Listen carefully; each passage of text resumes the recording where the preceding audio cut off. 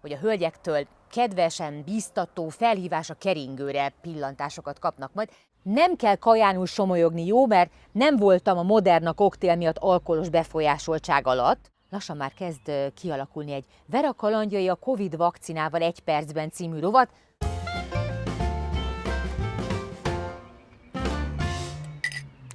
Sziasztok! Újra itt veletek, és persze Rézékével a kertben. Az előző videómban már meséltem röviden az első oltásomról, a kisebb-nagyobb mellékhatásokról, a házi barkács ellenanyag tesztelési kísérletemről, és általában a tapasztalataimról. Lassan már kezd kialakulni egy Vera kalandjai a Covid vakcinával 1 percben című rovat. Jó, nyugi, nem kell megijedni, mert nem tervezek ilyet indítani. Hogy ne szaporítsam a szót, letelt a várakozási idő, és megkaptam az oltásom második adagját is pár nappal ezelőtt. Most mondanám, hogy meg se kottyant, és hogy ezt már meg sem éreztem, de akkor egy picit füllentenék. Nem voltam ugyan igazolt Covid fertőzött, nincsenek személyes tapasztalataim, de maradjunk annyiban, hogy valószínűleg magához a valós fertőzéshez képest ez tényleg egy nudli. Zárójelben megjegyzem, hogy ha ez a nudli, akkor sohasem szeretném megtudni, hogy milyen a valós megfertőződés. A tünetek az első adag utániakhoz hasonlóan most is megjelentek. Hát ha érdekel benneteket, úgyhogy ledarálom, hogy milyen apróbb nyavajákkal vívtam az elmúlt napokban. A beadást követően újra furcsa, fémes ízt éreztem a számban, bár továbbra sem nyalogattam vasat, de a heves szívdobogás érzés most hála jó Istennek tényleg elkerült, ez elmaradt. Délután szédültem, és olyan érzésem volt, mintha enyhén szalonspicces lennék. Nem kell kajánul somolyogni, jó, mert nem voltam a Moderna koktél miatt alkoholos befolyásoltság alatt. Estére már úgy rázott a hideg, mint hogyha rákapcsoltak volna egy habverőre, úgyhogy vastag, puha meleg köntösben, pizsamában és zokniban vacogtam az ágyban. Tényleg minden porcikám sajgott, mint hogyha valamilyen spártai maratonon vettem volna részt. A hasam is rendesen fájt megint.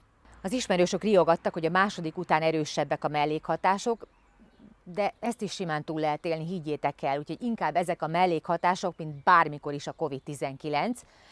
Szerencsémre most néhány napot otthon tudtam maradni, és nem kellett kimozdulnom sehova, úgyhogy egy picit regenerálódom. Bár még le vagyok lassúva, de ahhoz azért elég jól érzem magam, hogy ma se ússzatok meg. Na jó, röviden kész, ennyit a nyavajáimról. Ja, és még édesanyám cirkójából se jöttek lángnyelvek, ez egy jó hír. Az előző videó szösszenetemben már megfenyegettelek benneteket a parfüm bolondériám vége láthatatlan útvesztőjébe való kalandozásokkal. Ez egy igazi ilyen madárveronikás mondat volt, akkor a képzavar még én se értem, mindegy, ugorjunk. Először is beszéljünk pár szót a parfümök kategóriáiról, hogyha esetleg valaki most kezd belekóstolni ebbe valóban csodálatos kis világba. Már nem a sajátomra gondoltam, mondjuk nekem nyilván az is csodálatos, hanem a parfümökére természetesen. Ahogy már említettem, és most is kihangsúlyozom, nem vagyok szakértő, csak egy nagyon lelkes amatőr. Szóval, az illatcsaládok közül általában ezt a 7 nagy kategóriát különböztetjük meg. Citrusos, ciprusos, fás, fűszeres, keleties, gyümölcsös és bőrös. Az illatpiramis is 3 részből áll, hát szó szerint képzeljétek el egy piramist, aminek a tetején van a fejillat, közepén a szívillat és a legalján az alapillat kap helyet. Az alapillat általában a legtartósabb, és ennek az illatjegyei, az összetevői dominálnak hosszú távon. Ezen kívül mi lehet még fontos kategorizálási szempont? Például az, hogy az úgynevezett nis kategóriába, vagy a commerce-ebb, designer, azaz mondjuk a hagyományos drogériákban megvásárolható parfümökről beszélünk-e. Ez is lehet egy csoportosítási szempont. A nis illatok általában minőségibb összetevőkből készülnek, különlegesek, luxusillatok, de a designer kategóriában is készülnek ilyenek, és mostanában többször össze is mosódik ez a 2 nagy csoport. De nyugodjatok meg, és mindenki szépen ébredjen fel, halihó, az edukatív részéről a dolgnak most ennyi. Én, ahogy azt már említettem, szeretem az érdekes, kevésbé ismert illatokat is, amik mondjuk egy izgalmas, hát fogalmazzunk úgy, hogy harmadik kategóriában foglalnak helyet, legalábbis az én besorolásom szerint.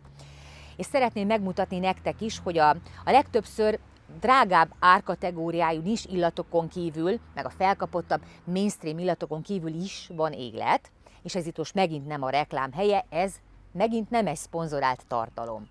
A napokban hogy nem olvastam megint egy érdekes cikket, amelyben a különböző virágok időjárást megjósoló képességeit fejtegették.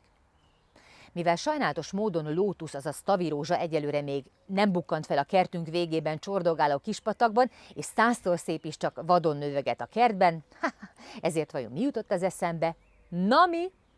Biztos kitaláltátok, de mielőtt ezt elárulnám, most szóltak, hogy röviden kapcsoljuk a kihelyezett parfümtudósítónkat, aki néhány fiatalos és különleges illattal jelentkezik. Szervusz, Vera! Verám, hallasz bennünket?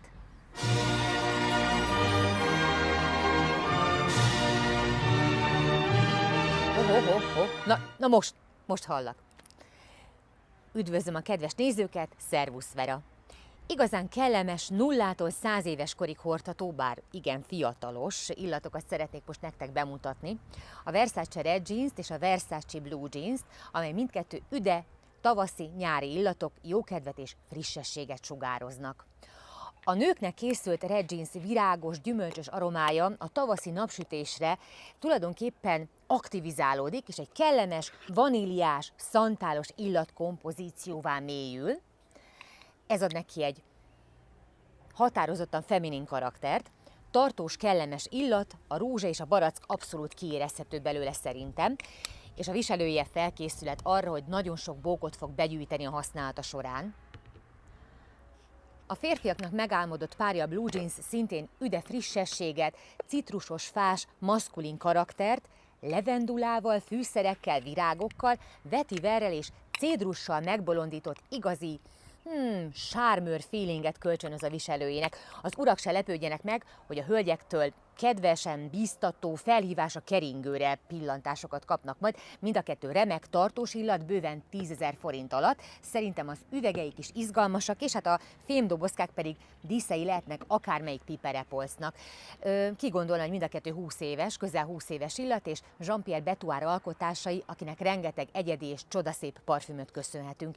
És mivel itt a tavasz és közel a szerelmesek hónapja, ezért azoknak az ifjú vagy örökifjú pároknak, akik már szerelmük gyümölcsét, a kisbabájukat is karrékban tarthatják, következzék még egy különlegesség. Bár ez nem Versace kreációja, de az olasz gyökereknél maradva, az 1958-ban alapított, főként babagondozással és babaápolással foglalkozó cég, a Chico is megálmodott egy bébiknek való illatot. Ez mentes mindenféle parabéntől, vegyi anyagtól, és egy egyszerű, tiszta, púderes, klasszikus kisbaba illat. Akár az édesanyák is kipróbálhatják, még nosztalgiából is. Ráadásul a parfümbolondériát nem lehet elég korán kezdeni. Na jó, most már tényleg elég belőlem, és visszaadom a szót a stúdiónak, közben engem elfúj a szél, pardon, csók, puszi mindenkinek. Szia, Vera! Köszönjük szépen, Vera! És reméljük, hogy csak a finom illatok szálltak a szelek szárnyán, és örökös parfümtudósítónkat nem vitte el a viharos szél. A rövid kis kitekintés után visszatérve a szeszélyes időjárásra, meg a 100-szor szépre és a lótuszra. Szóval, a tavirózsa még jóval az eső szemer kélése előtt jelzi, hogy ideje előkészíteni az esernyőket. A páratartalom, vagy ki tudja micsoda miatt, tulajdonképpen összecsukja a szirmait, és ugyanígy jelez a 100-szor szép is. Tehát a zivatar veszély előtt szinte lehajtja a fejét, és a szirmait is összébb zárja. Na most tényleg, gyerekek, szerintetek mi jutott nekem erről az eszembe? Tehát a virágokról. Hát nyilvánvaló, a parfümjeim, meg a parfümök összetevői. Ugye ismét volt indokom, hogy kísérletezzek, fújkáljak, szaglásszak. Természetesen szigorúan csak a tudomány és hát a közjó kedvéért. Hát meg is simogatom magam tényleg. Úgyhogy előhaláztam a dobozkákba ezt a két kis szépséget. Az első az nem más, mint az Oscar de la Rentának a Saut de la Rentája. Ez egy virágos, gyümölcsös illat. Karakterében engem egy picit a Marc Jacobs Daisy-ére, vagy a Laura Biagiotti Laura illataira emlékeztet. Hoppá, sikerül vagy nem sikerül? 1997-es kiadású a parfüm, és tervezője Ilias Ermenidis, nem tudom, hogy trójai származású-e, de hogy szép Helénának is elnyerte volna a kegyeit ez az illat, abban szinte biztos vagyok. A fehér virágok, mint például tubarózsa, narcisz, jázmin, frézia és gardénia mellett a különböző lédús gyümölcsök, például görögdinnye, mangó, kivi, szilva mandarin többek között is nagyon hangsúlyosak, de igazán izgalmassá a lótusz, a pézsma, a vanília és a kardamom teszik. Ez egy tiszta, virágos, nőies és szerintem harmonikus illat, amelyben egyensúlyban vannak az összetevők. A pasik szerint nagyon szexi, szerintem pedig könnyen viselhető, nagy hatósugorú, de közepesen tartós. A másik kis illatozó mini meteorológiai állomás pedig a Marc Jacobstól a Daisy Love. Ennek az üvege is izgalmas, szintén virágot formáló kupakjával hívja fel magára a figyelmet, és az üveg is magára a virágra, illetve a parfüm nevére utal, hiszen a Daisy nem csak Donald kacsa szerelmének a neve, hanem a 100-szor szép angol megfelelője is. Most ezzel az illattal én sokáig nem tudtam mit kezdeni, nem tetszett, bevallom. Mondjuk ezzel az összetevő parádéval nem csoda, törpepálna, bármi is legyen az, uszadékfa, pézsma is 100-szor szép. A Jacobs parfümöknél is akad olyan vehemensebb versenyző, amelyet szívesebben viselek, például a Decadence sorozat bizonyos darabjai, mondjuk ebből most csak ezt a kis illatmintát tudom megmutatni, mert a táskámban most nagy a rendetlenség, na jó, nem csak most. Aztán valahogy egyik napról a másikra tényleg megkedveltem. A Daisy Love-ot a nagy varázsló Alberto Morillas tervezte, mind a kettő különben egy nagyon-nagyon kellemes, könnyű tavaszi illat, a pasiknak tényleg tetszik, szerintem nem igazán tartósak, legalábbis rajtam, de cserébe komfortosak, és garantáltan nem fognak miattuk egyetlen egy társaságból sem kiüldözni benneteket. Szóval, itt van ez a két parfüm, és most tudományos kísérletbe kezdek, picit a drága, nagyon tisztelt és szeretett öveges professzor emlékére. A kísérlet lényege az lenne, hogy mennyire érzem meg az eső közelettét, amikor ezeket az illatokat viselem. Hát lássuk.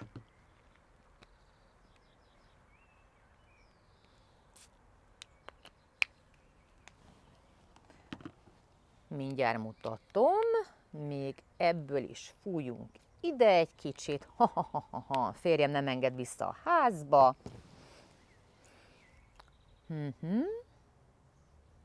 És most várunk egy picit. Na most rövid kísérletem summázataként elmondanám nektek, hogy nem csukódtam össze, mondjuk mindig egy kicsit görbén tartom magam, de azért ezt nem nevezhetném látványos összecsukódásnak. Tehát vagy az ötlet nem működik, vagy nem fog esni az eső. Úgyhogy valami más megközelítésben kell újra nekifutnom majd ennek a kísérletnek, egy másik alkalommal talán. Még ez Richardnak nem biztos, hogy annyira jó hír, mert úgy látom, furán rándul a szájszeglete. Jól vagy életem, minden rendben? Mutogat, nem tudom, fogalmam sincs, fura jeleket mutogat, majd ezt megfejtem. Na jó, most, hogy ezt is megtudtuk, vagy nem tudtuk meg, mindenki megnyugodhat, vagy tetszés szerint izgalomba jöhet, mert még közel sincs vége a tavaszi illatparádéinknak, legközelebbre is tartogatok nektek kevésbé ismert tavaszi gyöngyszemeket. Gondolom már tűkön ültök, nyilván. Na mindegy. Na jó, most, hogy megint lyukat beszéltem a hasatokba, hát nem maradhat más hátra, sajnos, gondolom ti is ezt gondoljátok, szóval nem maradhat más hátra, mint az elköszönés, legalábbis egy rövidke időre, mert természetesen nem úsztok meg, nem sokára jelentkezem, a következő találkozásunkig is vigyázzatok nagyon magatokra, és egymásra is, tényleg nem úsztok meg. Nyugodtan vegyétek fenyegetésnek, mert jövök még. Addig is kövessetek be a különböző közösségi médiás felületeken. Nézzétek meg itt a YouTube-on a korábbi kis videós szösszeneteimet, hallgassátok meg az eddig felkerült saját dalaimat, vagy akár a zenei kalandozásokat. Ha feliratkoztok a csatornámra és a kis harangocskát is bejelöltek, azonnal értesülhettek róla, hogy új videó kerül ki. Persze, ezen kívül is jól esik minden támogató visszajelzés, és tényleg mindig örömmel veszem. És most tudjátok, itt toll a fületekbe, nem állok föl, kortyolog a kávémból, nektek pedig millió csók, ölelke és piszi-puszi, úgyhogy egészségünkre!